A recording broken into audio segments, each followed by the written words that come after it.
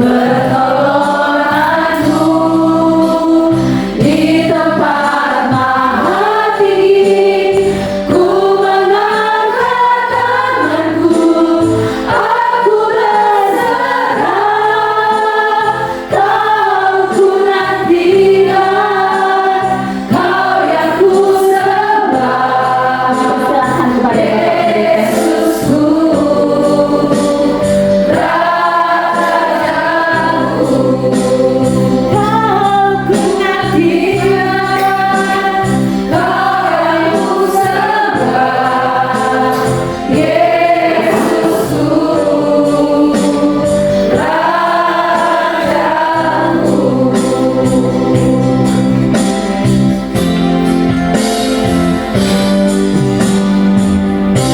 Mari kita berdoa untuk firman Tuhan. Kami bersyukur, kami berterima kasih. Biarlah Tuhan yang selalu menolong kami di dalam kehidupan kami. Biarlah melalui firman Tuhan pada saat ini, Tuhan juga menolong hidup kami. Berfirmanlah kepada kami semua ya Tuhan. Di dalam nama Yesus kami berdoa. Amin. Silakan duduk Bapak Ibu. Nggak ada bapaknya ya.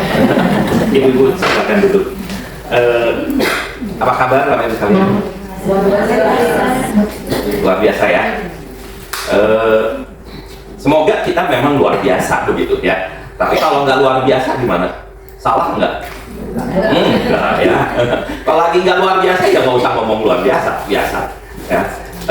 Tuhan kan nggak selalu kasih, nggak ada satu lagu juga kan Tuhan nggak selalu kasih kita jalan yang apa namanya, yang lurus, yang rata begitu kan ya. Tapi mungkin kita jalan ada bergelombang dan sebagainya. Semuanya untuk apa sih? Untuk menguatkan kita, menjadikan kita dewasa. Saya selalu menyimbolkannya atau mengilustrasikannya. Kita punya anak kita sekolah. Kalau sekolah dikasih apa sih? Ulangan kan? Ujian. Ujian itu apa sih? kelas. Iya, tapi ujian itu apa? Mengetes kemampuan kita semua. Ujian itu masalah. Benar nggak?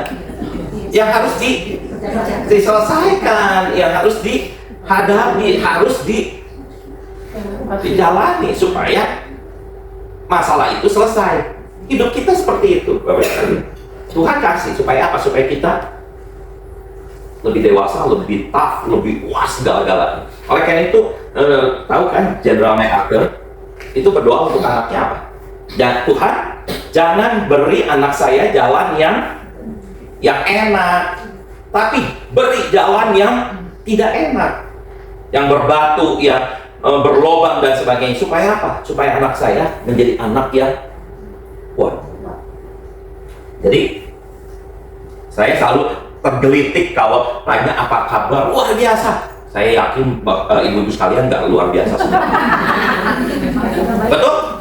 Ada yang lagi punya masalah? Kenapa kita mesti luar biasa? Wah, nggak bilang kita harus luar biasa. Apa kabarnya? Ya, puji Tuhan, saya sedang apa begitu ya. Seperti itu. Jadi Tuhan tidak selalu memberi kita jalan yang enak saja. Ya, Yusuf untuk sampai dia bisa berhasil, jalannya enak enggak? Enggak. Tuhan izinkan. Seperti itu. Ya, tadi ibu yang bersaksi, anak datang sakit ya Bu ya? Tiba di sana sakit ya? Ya pas datang. Pas datang, itu tuh berkat Tuhan. Supaya apa? Supaya tubuh kita beradaptasi. Saya dulu kalau pergi ke Bali, pasti datang demam. Kenapa? Nggak tahan panas. Tidur dan sebagainya udah. Saya bersyukur. Gitu.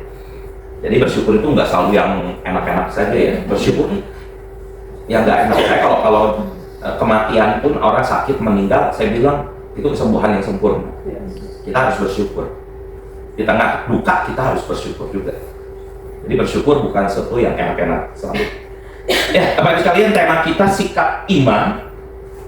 Sikap iman menghadapi tantangan zaman. Saya kemarin beberapa hari yang lalu mempersiapkan untuk mau kasih apanya buat ibu-ibu, begitu. Karena Ibu Yusni bebas temanya, saya mau kasih apa ya? Oh, saya teringat. Saya mau kasih tentang sikap iman menghadapi tantangan zaman. Karena kadang-kadang ibu-ibu tuh nggak siap menghadapi tantangan zaman. Kita akan baca dari Kolose 3 ayat 23. Ayat yang terkenal apa? Kolose 3 ayat 23. Oh, luar biasa. Ibu-ibu hafal semuanya. Yuk kita baca bersama-sama. 1, 2, 3. Apapun yang kamu perbuatlah dengan segenap hatimu seperti untuk Tuhan dan bukan untuk manusia.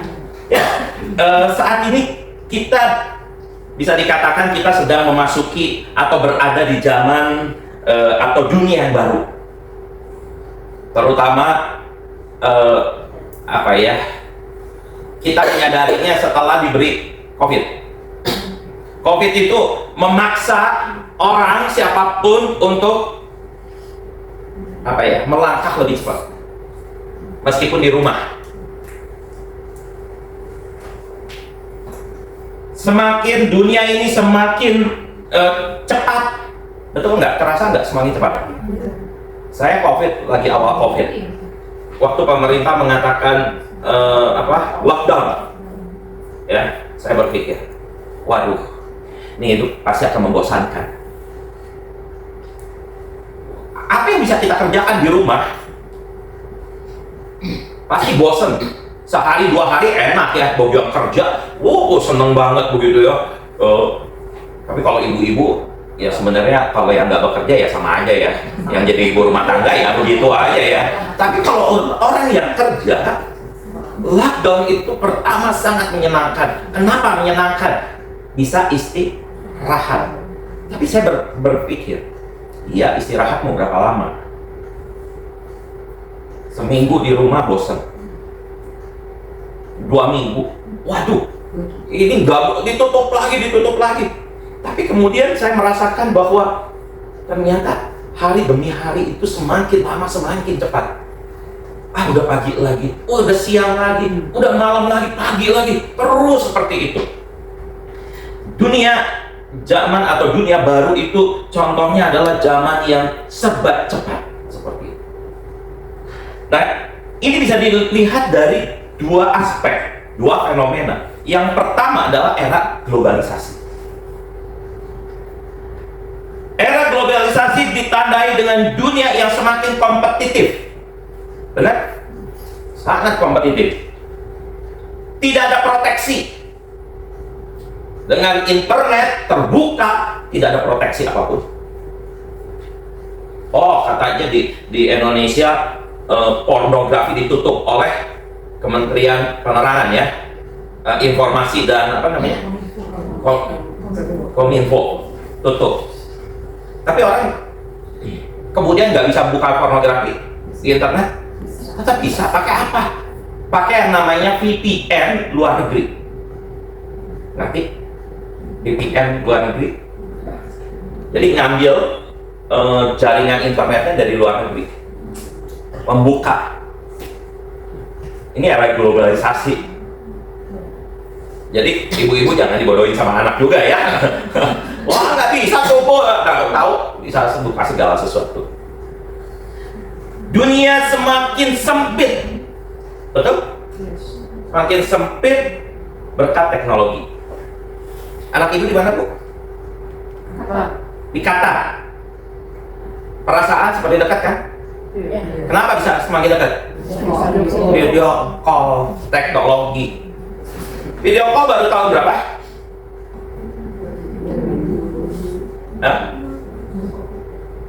Sebelum COVID udah mulai, tapi orang nggak peduli.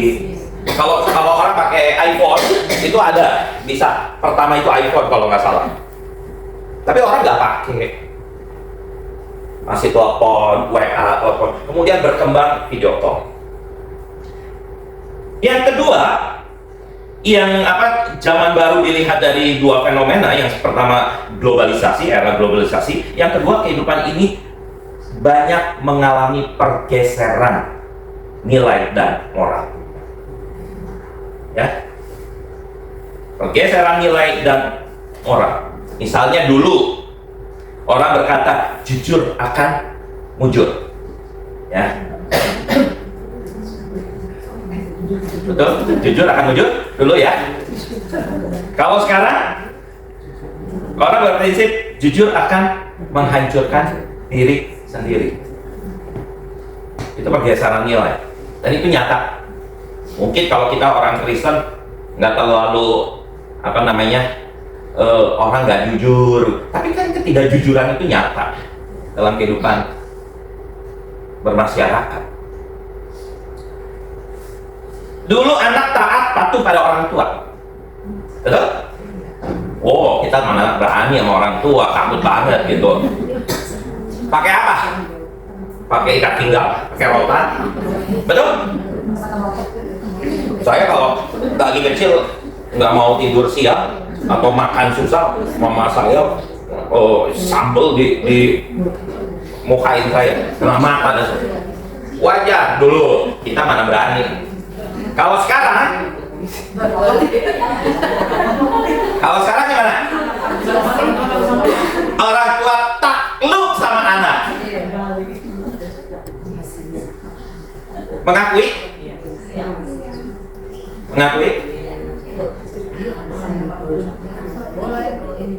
Dulu seks menjadi sesuatu yang sakral, betul? Sekarang seks menjadi jualan halal. Itu kenyataan dunia baru. Kalau kita nggak mempunyai iman yang kuat, kalau kita nggak mendidik anak kita dengan kuat, anak kita hancur. Gampang, sangat gampang. Sekarang itu permen disisipin narkoba, jual. Supaya apa? Supaya anak-anak itu ketagihan jual narkoba, jadi untungnya semakin banyak. Nah, sekarang apa yang harus kita lakukan sebagai orang Kristen dalam menghadapi tantangan zaman baru ini? Kita sebagai orang Kristen dituntut untuk apa?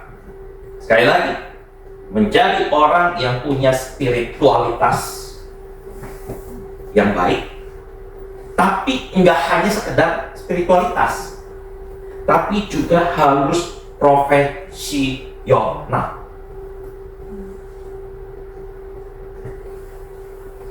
Rohani, spiritualitas, dan profesional harus menjadi bagian kesatuan yang tidak boleh dipisah-pisahkan. Kenapa? Kita nggak boleh hanya rohani aja. Karena kalau kita rohani saja, maka kita akan ketinggalan zaman. Kalau kita ketinggalan zaman, maka kita jadi bodoh, nggak ngerti apa-apa. Dibodohin sangat bisa.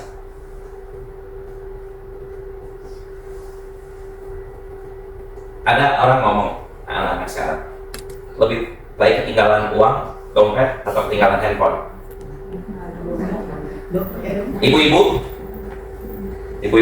lebih baik ketinggalan dompetnya atau handphonenya?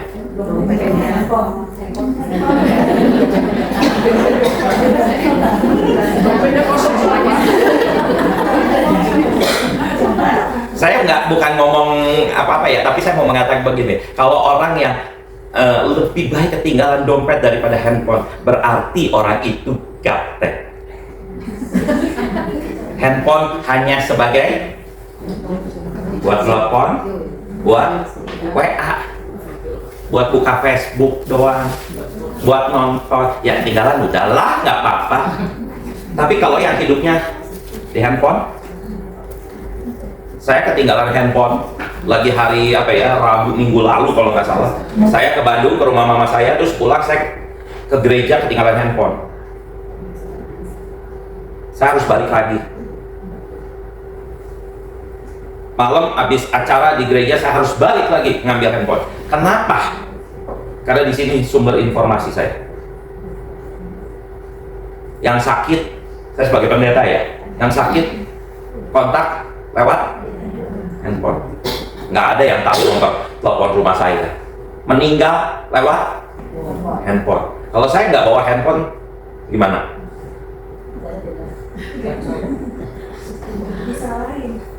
Susah kan? Nanti Pak Pendeta kemana aja sih diteleponin, nggak bisa-bisa. Dan saya sekarang mulai bayar segala sesuatu lewat handphone. Ada uang, saya kadang-kadang di dompet udah nggak bawa uang. Dompet itu hanya kartu saja, kartu SIM, kartu KTP, seperti itu. Jadi kalau kita hanya rohani saja, maka kita ketinggalan zaman. Tapi juga jangan hanya profesional saja. Karena kalau profesional saja, orang akan menjadi kejam, sadis. Belakangan viral ya.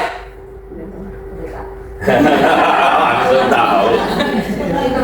Orang yang meninggal, kemudian dibawain tas, rokok, sepatu, dan sebagainya. Saya nggak ngomong orang Batak ya. Kemudian sama pendetanya diangkat, dikeluarkan, ditaruh di belakang, di kursi di belakang dia. Kalau dilihat, diperhatikan, ada yang ngambil tas itu. Dan kemudian viral, kata-kata apa? Pendeta mau tas mahal. Saya nggak tahu seberapa mahal. Tapi apa yang mau dikatakan di situ? Saya nggak melihat dia ngambil tas atau apa. Tapi setelah itu apa yang terjadi? Ada yang marah-marah kan? Dan ternyata itu polisi bawa pistol.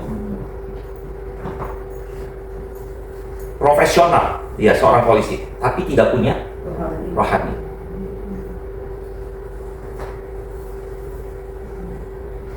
Kalau kita, Bapak sekalian, ada kedukaan mau diserahkan kepada gereja, maka seharusnya ikut aturan gereja. Jangan gereja suruh ngikutin aturan adat. Saya pernah ada orang masukin Alkitab, keluarkan Alkitab itu. Kalau dimasukkan, siapa yang baca? Karena yang meninggal mau baca, saya bilang. Kasihin orang, bisa dibaca, bermanfaat, menjadi berkat. Kalau baju beberapa saya masih tutup mata buat ganjel, oke, buat ganjel. Karena tujuannya buat ganjel, oke, buat saya tujuannya ganjel. Tapi saya selalu mengatakan, daripada dimasukin, lebih baik dikasihin orang bermanfaat. Iya. Karena ada satu lagi, masukin jam kesayangan papahnya yang meninggal. Saya, ngapain dimasukin? Jam mahal. Bukan jam yang cuma 100, 200, 300, sejuta. Harga di atas 5 juta. Dimasukin. Kata saya, kebangetan pakai.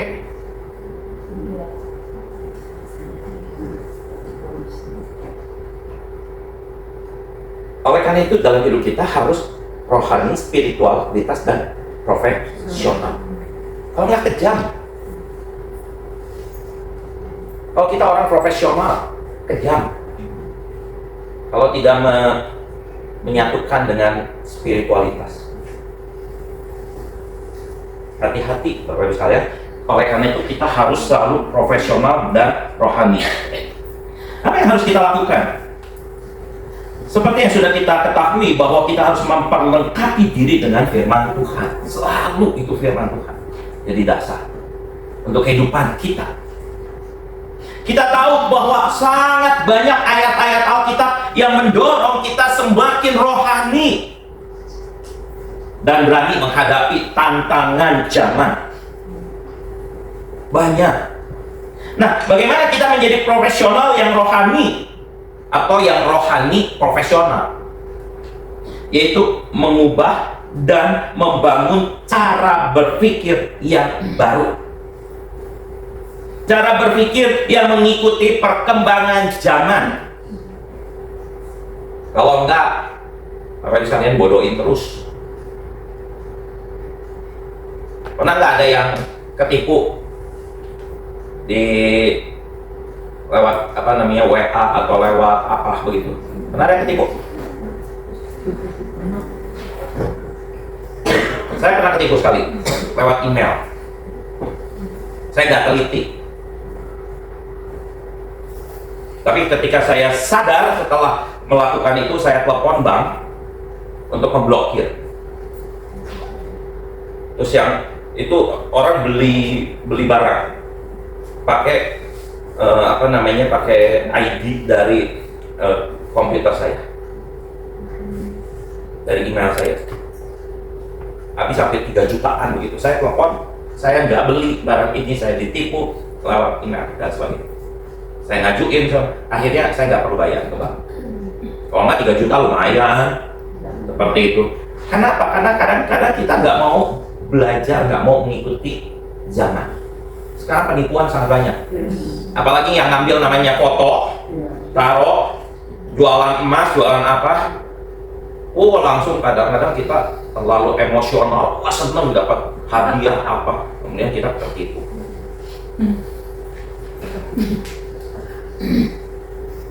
Nah, cara berpikir baru seperti apa yang harus ada dalam hidup kita?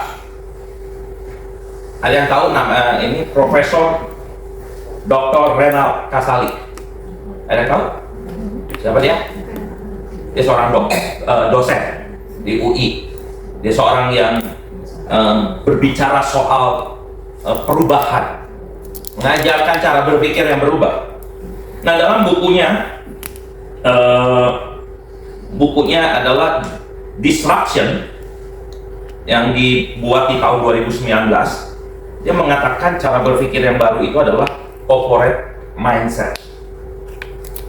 Corporate mindset ini bukan mindset yang diperuntukkan untuk mereka yang bekerja di perusahaan. Enggak, untuk setiap orang, untuk ibu rumah tangga, untuk kita, untuk pendeta, untuk siapapun harus berpikiran corporate mindset.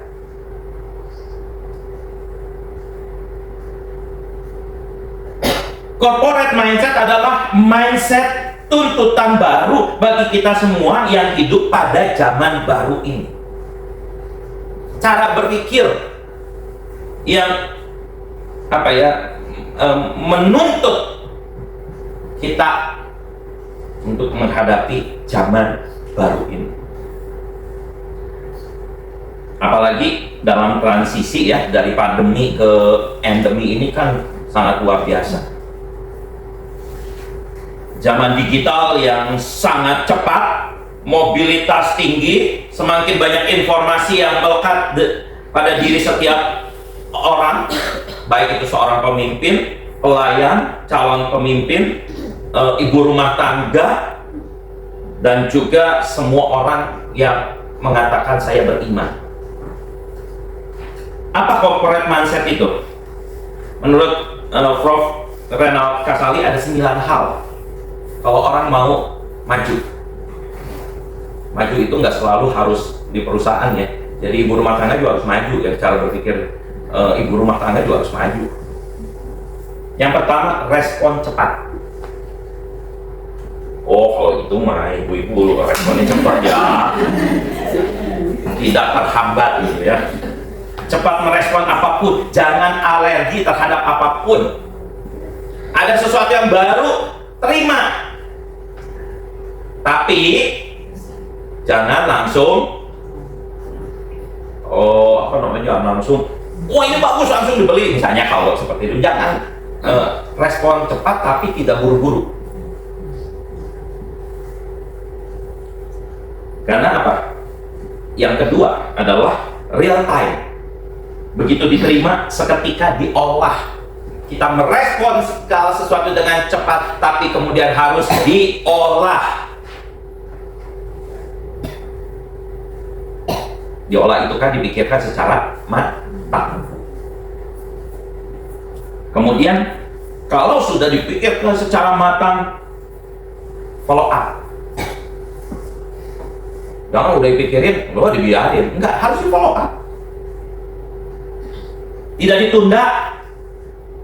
Jangan menunda-nunda yang bisa di follow up. yang bisa dilakukan. Menunda sesuatu itu akan merepotkan nantinya. Kemudian mencari jalan, bukan mati langkah. Artinya apa? Bukan menjadi orang yang mudah putus asa, tapi menjadi orang yang selalu kreatif, mencari solusi untuk segala hal. Ibu-ibu tuh sebenarnya orang kreatif, tapi kadang-kadang banyak yang nggak dipakai kreativitasnya. Karena udah rutinitas, ya udah begitu aja, padahal bisa dikreatifkan gitu. Kreatif. Ya kalau udah rutin, udahlah begini aja. Padahal di dalam pikirannya mau pengen ini, pengen itu, pengen ini, pengen itu, tapi nggak pernah dilakuin, gitu, nggak kreatif jadi. Kemudian mengendus informasi dan kebenaran, bukan menerima tanpa menguji. Nah itu yang seringkali dilakukan oleh orang-orang sekarang. Nggak ibu-ibu saja lah, bapak-bapak juga. Dapat WA apapun langsung dikirim. Wah ini bagus, kirim. Wah ini bagus, kirim. Begitu. Padahal hoax atau berita yang sudah 5 tahun yang lalu dikirim lagi. Basi. Dan paling cepat mengirim itu orang yang suka main WA, dapat kirim.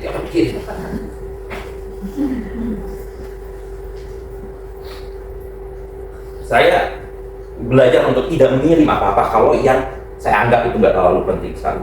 Kalau sangat bagus sekali baru saya pelajari dulu, baca, baru kirim. Dan saya udah tidak pernah mengirim foto. Kalau ada yang meninggal di foto, dikirim, disebarin. Jaga privasi keluarga yang berduka cita. Kalau ada kecelakaan, jangan difoto, dikirim, atau kita dapat titik sampai di kita hapus. Hargai privasi orang yang kecelakaan. Kecuali kalau anak hilang begitu ya itu harus disebarin ya supaya ketemu. Tapi kalau yang enggak ya jangan, Bapak sekalian. Seperti itu. Mengendus informasi dan kebenaran, bukan menerima tanpa menguji ya. Kemudian yang selanjutnya penyelesaian paralel, jangan serial. Tahu paralel? Paralel tahu? Serial tahu? Kalau serial itu, misalnya kita punya kerjaan 5. Kalau serial, satu dulu dikerjain, udah selesai 1, yang kedua selesai, yang ketiga, yang keempat sampai ke-5. Kalau paralel, 5 ini dikerjakan bersamaan. Berpikir paralel. Ini kan perlu dilatih, nggak bisa sekaligus.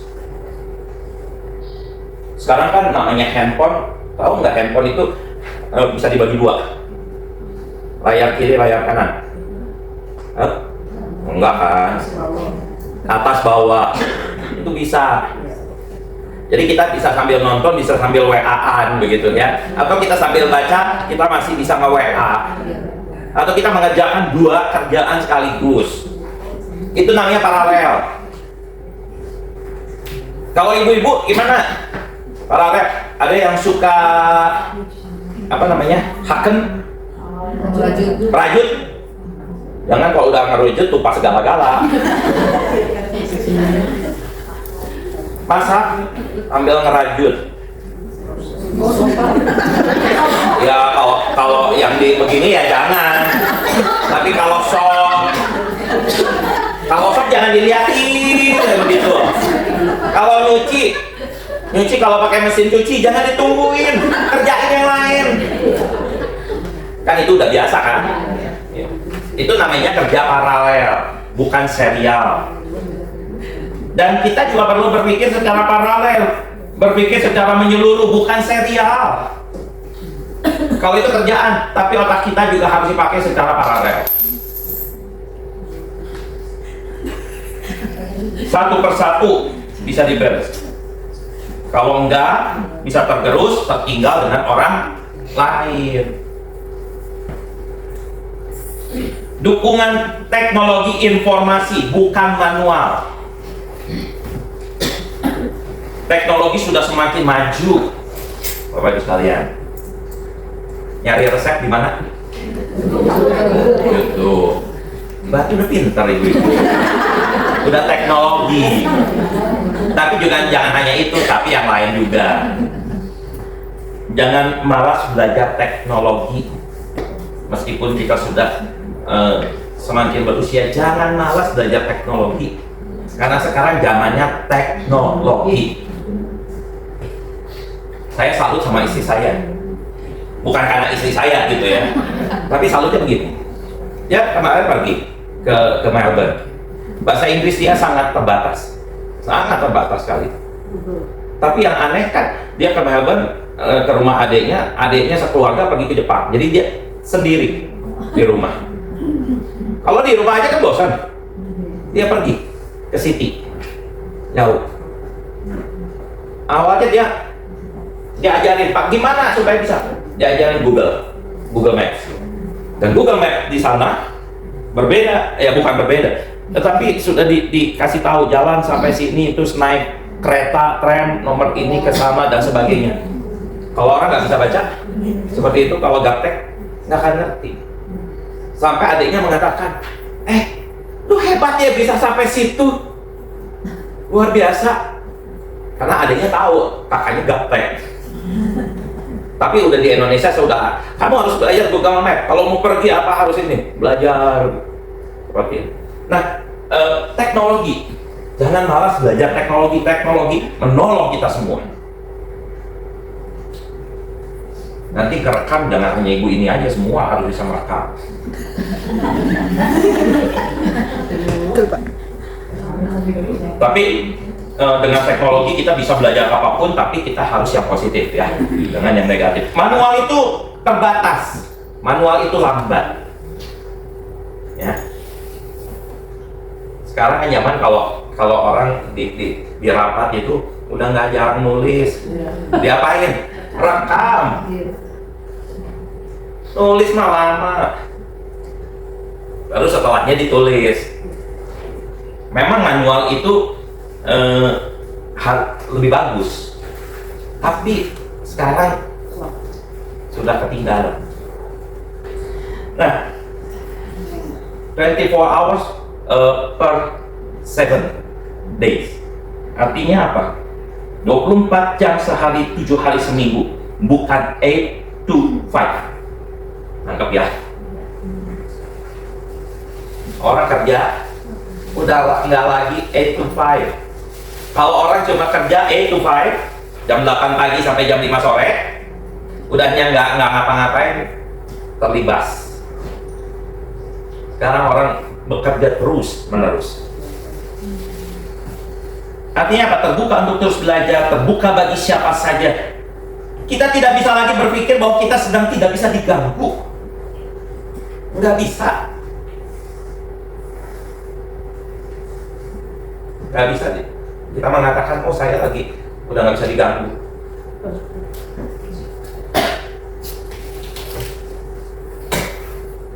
Saya seringkali ditelepon, yang meninggal jam berapa? Jam 1, jam 2, jam setengah 3, begitu. Bisa nggak saya mematikan HP saya? Sangat bisa. Tapi efeknya apa? Saya punya kesaksian, orang nelfon saya. Nelfon jam 1 kalau nggak salah, tapi saya baru kedengar jam setengah 3. Berapa kali telepon? Meninggal istri saya. Oke, saya ke sana di rumah sakit. Sampai saya tanya, Pak, mau diapain? Mau kemana? Nggak tahu. Mau diapa? Nggak tahu. Jadi fungsinya saya bukan saya sebagai saya mau datang begitu. Enggak, saya mau nolong. Kalau enggak banyak orang nggak ngerti. Bukan nggak ngerti, blank. Kalau ada kedukaan seperti itu, Alkitab, tapi nggak bisa mempraktikkannya. Saya sampai mengatakan begini, banyak orang Kristen itu senang firman Tuhan, ya, tapi bukan pelaku firman Tuhan. Contohnya, dulu lagi beberapa tahun yang lalu, kemudian yang terakhir adalah connected, terhubung, bukan terisolasi. Kita tidak bisa hidup sendiri. Kita harus membangun banyak relasi, banyak-banyaknya. Hidup sendiri tidak membuat kita tidak bisa mengembangkan diri, terhubung dengan orang lain, membuat kita banyak pengetahuan. Semakin kita banyak kenalan, semakin kita banyak pengetahuan. Tapi kenalan yang benar ya. Kalau kenalan yang nggak benar ya ngajarin yang nggak benar, seperti itu. Nah, Bapak Ibu sekalian, mindset seperti ini yang perlu ada di dalam hidup kita. Dan mindset ini nggak gampang. Perlu kerja keras, perlu kemauan, perlu komitmen yang tinggi. Kalau nggak bisa. Tanpanya kita tidak akan mampu melakukan atau menjalankan mindset ini. Mindset ini tinggal biasanya. Bapak sekalian, ya Ibu, mau tanya, adakah orang yang sekarang menjadi miliuner atau pengusaha yang berhasil dari orang tua yang sangat berhasil? Ada nggak? Pengusaha kita yang berhasil itu adalah orang-orang yang bangun dari nol, dari bukan apa-apa, karena ada tekad, ada kemauan, mindsetnya corporate, maju. Banyak cerita anak orang kaya nih, sekolah di luar negeri, tapi ketika balik mau membangun disuruh ngebangun perusahaannya yang majuin lagi, banyak yang gagal. Kenapa? Karena dia nggak mau tahu masa lalu saya belajarnya begini, nggak bisa. Karyawan yang dulunya sangat loyal dengan orang tuanya, berkorban, banyak yang disingkirin, perusahaannya lama-lama seperti itu. Nah, kita bisa bayangkan bagaimana kalau semua orang beriman, orang Kristen punya mindset corporate ini, punya 99-nya. Dampaknya pasti sangat luar biasa. Etos hidup kita akan menjadi luar biasa. Orang beriman tidak hanya pintar berbicara soal hal-hal rohani saja, tetapi menjadi orang Kristen yang dapat menerapkan firman Tuhan dalam kehidupan sehari-hari. Karena sangat banyak orang yang hanya pintar ngomong rohani. Yang lalu di Facebook itu banyak orang Kristen yang di statusnya bikin ayat Alkitab, ayat yang luar biasa, ayat yang hebat, begini-begini. Terus tapi berapa hari kemudian di Facebooknya bikin status orang ini memaki-maki orang ini, ngejelek-jelekin, merasa itu adalah penyuka atau penggembira firman Tuhan, bukan pelaku firman. Jadi Bapak Ibu, hati-hati kalau bikin status Alkitab. Sangat banyak orang Kristen yang seperti itu, pakai Alkitab tapi maki-maki orang. Itu bukan pelaku firman.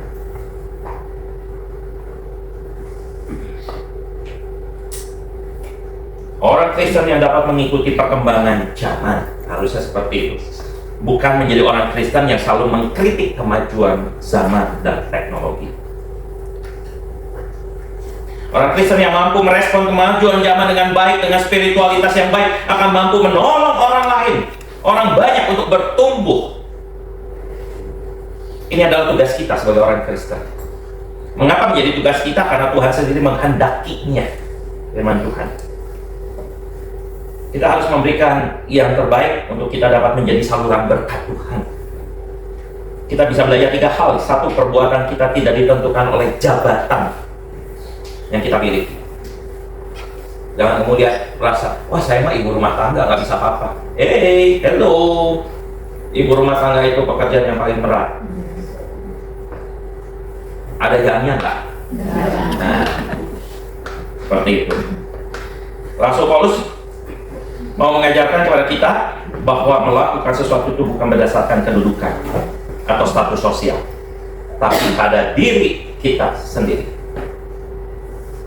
Coba kalau ibu-ibu mengerjakan pekerjaan ibu rumah tangga dengan prinsip saya mau melakukan dengan segenap hati seperti untuk Tuhan. Wow, rumah kita luar biasa kinclong. Ini bisa dibuat buat ngaca. Buat Tuhan, haleluya, puji Tuhan. Wah, seperti itu. Enggak.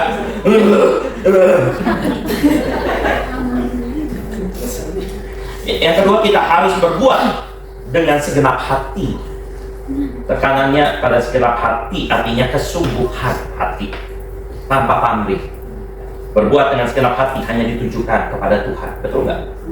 Tapi harus juga ditujukan kepada manusia. Bukan hanya manusia, binatang kita, tumbuhan kita juga harus. Yang ketiga, melakukan kebaikan seperti untuk Tuhan, bukan untuk manusia. Ini adalah ajakan untuk bersungguh-sungguh yang menuntut keikhlasan.